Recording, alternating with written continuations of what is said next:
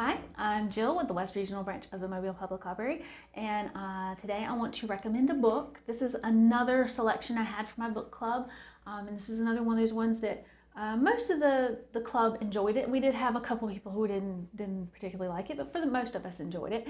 It's Black Sun by Rebecca Roanhorse, or is it Roanhorse? I don't know. Anyway, Black Sun is it's a fantasy novel, but instead of the traditional kind of medieval-esque European background, she based her fantasy world on pre-Columbian societies.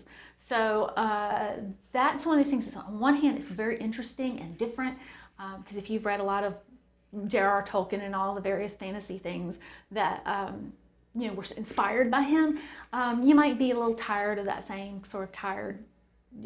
same worn out world building, and this is definitely a different take because it's based on an entirely different historical culture. But at the same time, it does take a bit of getting into because you're not already familiar with all of the tropes and all of the background. You've got to kind of piece it together.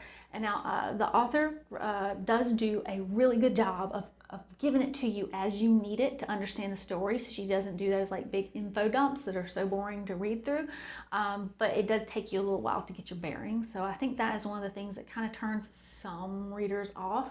Another thing is this book starts out pretty gruesome. It starts out with basically a human sacrifice to bring back a god, and then it proceeds into like some politicking where you've got the sun priest who's trying to change how the sun temple operates, and you've got some other priest plotting against her to take over the temple from her. You've got like some political things where you have the Sky Maid, which you have basically like I can't remember, I think it's 4 different groups of people plus the Maw, which are the people who kind of are not the Sky Maid. They're not the nobles. They're just like normal people. And there are these different like neighborhoods, clans, sects, whatever you want to call them, the different families who are all warring with each other for power.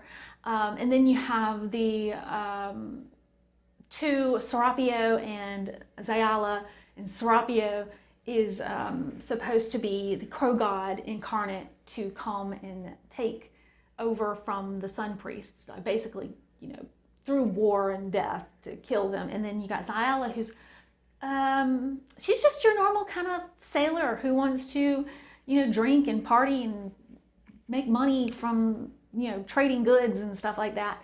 But she gets kind of roped into this to get Serapio to where he needs to go in time. And of course, even though she's the most normal, Zayala is the most normal one, she's also kind of a mermaid. So there's a lot of interesting magic stuff. You got these giant crows that you can fly on the back of, and people doing magic and mermaids and stuff. And you got your political intrigue, but then you have that little bit of difference where it's not, like I said, it's not Game of Thrones. It's a totally different kind of society. So I thought it was really interesting. Like I said, the beginning was a little gruesome, but it did kind of just suck you in. You want to know what happens next. There was a little bit of a dip in the middle, but then it ended pretty good. It is the first book in a trilogy, and the second and third books are not out yet. So it does very much feel like the first book of a trilogy. You would need to read 2 and 3 to get the full story, but I am interested to see where it goes. Let's see, now for food. One of my longtime favorites is French macarons or macaroons. There's some debate about how you say that. It's the one that's spelled with 1 O, not 2. They're the little like sandwich cookies made with an almond paste and then with the cream filling in the middle.